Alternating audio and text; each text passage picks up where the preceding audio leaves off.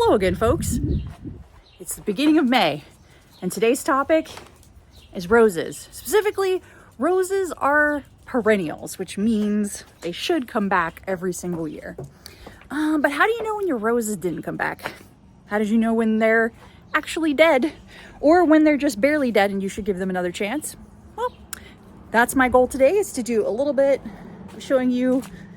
Sadly, I have some good examples of roses that didn't make it through the winter, and some that did, but just barely. All right, let's get started. Okay, to start, I wanted to show you one of my two rose trees.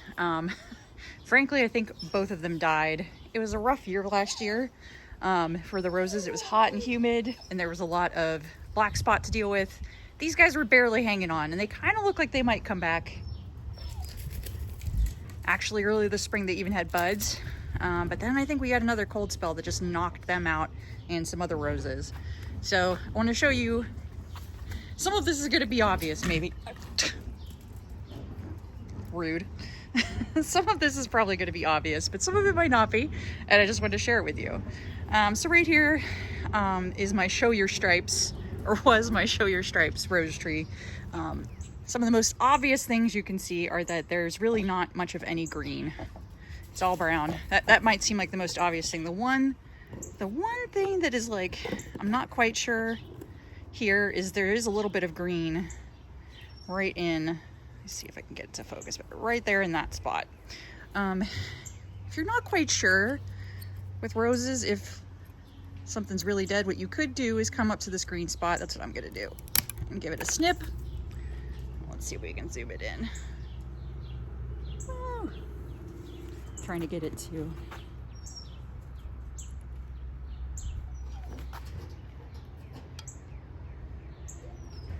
Oh my gosh, come on.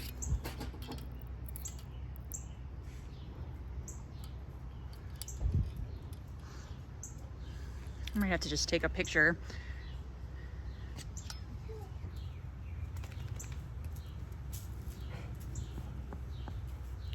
There we go. All right, so when I look in this little circle, I don't actually see any green inside the stem. That's what I'd be hoping to see. Like maybe a lot of times the most extreme leaves will die back, or the most extreme, like farthest out parts of the stems, but the inner stem is still fine, but I am not seeing it. So this guy, sadly, I'm pretty sure if I just keep trimming in, yeah, we're not seeing any green.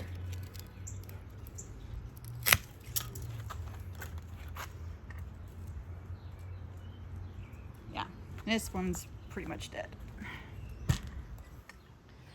Same deal with this guy. This is was my white licorice tree rose. It actually lasted a couple seasons, but again, this last season was really tough, disease-wise, and then an early warm spell kind of broke dormancy, and then it got cold again. So I could just break it off. It looks crispy because it is crispy. So this guy's gone. What was really interesting with this one is that in spring, these guys were green. Like earlier on, there's these little offshoots that are probably from the rootstock. And I was gonna let those grow and just see what they were, but that, I'm pretty sure, is also dead. Yep, not really seeing any green in there either. Womp womp. Now over here along my rose border, for contrast, some of my roses look like this. This is a combination of Sunshine Daydream and At Last rose. So that's a yellow guy. This is more of like a tangerine apricot sort of color. They just came back with a vengeance and seem very happy.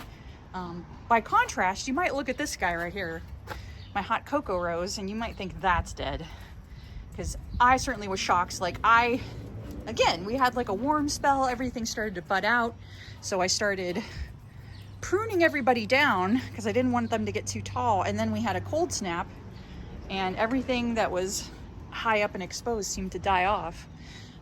The good news is, if you look here, down here, we've got growth coming in. So even though these upper stalks Pretty sure, once again, you can snip up an upper stalk and it's pretty much still brown. Oh, girls. In theory, I could go down and find the green. There's definitely a lot of canes coming up. So thank goodness. I'm pretty sure this guy's gonna be okay. Now the one risk to watch out for is that a lot of roses, especially the really fancy ones, the plant part is grafted on to a rootstock, which is a root from a different rose, usually one that's not that pretty, but makes a great root system. And so we gotta watch out sometimes when the rose seems completely dead and then it grows back up from the ground. You do have to watch out that potentially it is not the same rose. One thing you can do is go look up your rose from where you bought it and see if it says own root or if it says grafted.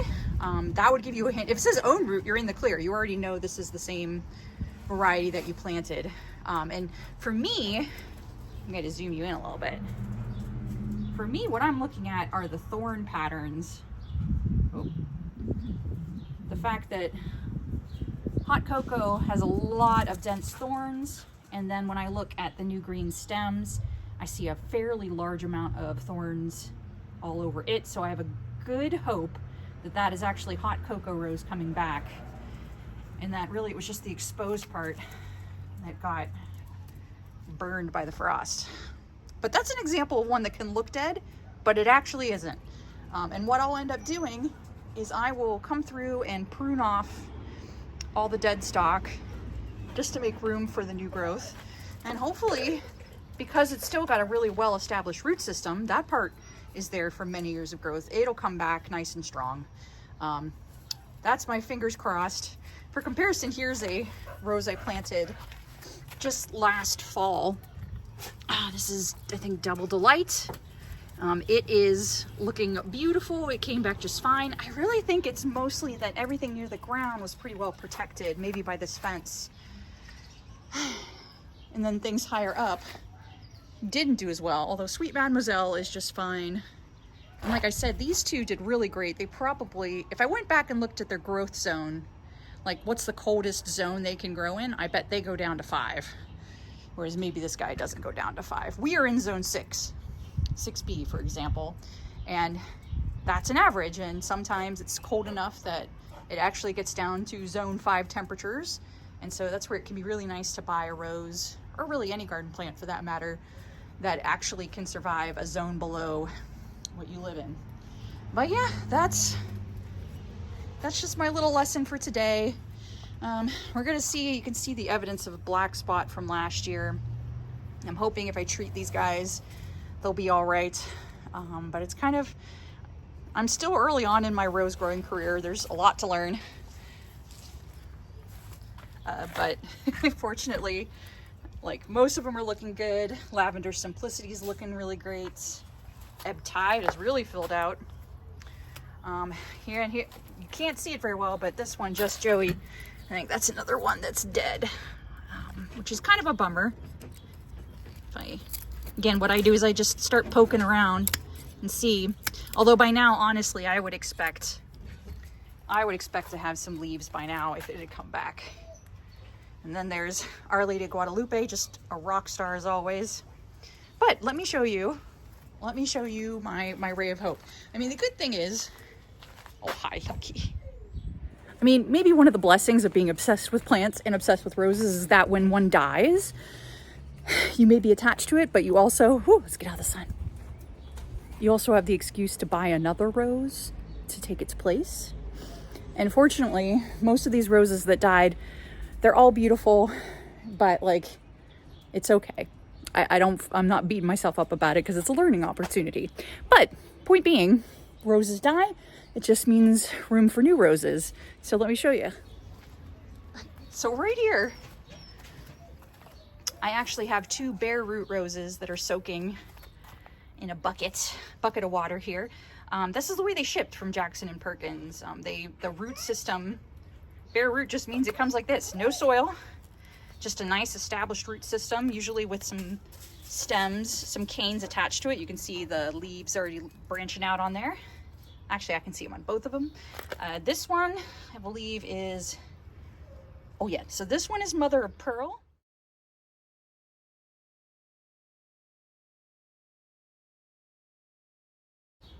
And then this one is double easy orange. My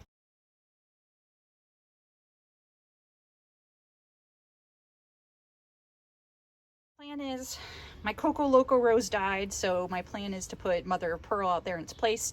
It's a little more cold hardy, but still kind of has that neat, almost brown, like beige colored rose. Just a really neat color that's more neutral. That should do the trick for where Coco Loco was. And then this guy, the double orange, yeah, double easy orange Floribunda.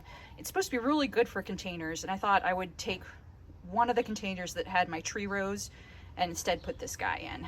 It also is more tolerant of a lower temps in the winter, so maybe we'll just stop doing rose trees for a little while and see if that's better. Kind of a bummer, but still, it is what it is. Okay, so that's it for a little bit of an update on how my roses are doing or not doing this year, and just a couple little tips for what I look for. Again, like, I don't consider them really dead until this time of year, where I see other roses really leafed out. Like I said, we're in early May. We're getting close to what should be the end of our danger of frost. By now, if they haven't started growing, they probably aren't going to. It could be a great time to take advantage of those Mother's Day sales and buy yourself some new roses. That's what I would suggest doing. I took advantage of the Earth Day sales, so be it. Anyway, let me know how your garden is doing. Like, how are your roses? Did they make it? Any surprises about what did or did not survive this interesting, like, super warm and then somewhat cold spring? I feel like it woke up all the roses, and as they broke dormancy, that left them kind of vulnerable. Anywho, that's it for now. If you like this video, please like and subscribe. It's May, so that means we're just gearing up for a lot more gardening going on. Check out my seedling videos. It's about time for them to graduate out from their flats inside my house out to my greenhouse. Lots going on. It's a good time of year to be a gardener. All right, take care of yourself. Bye.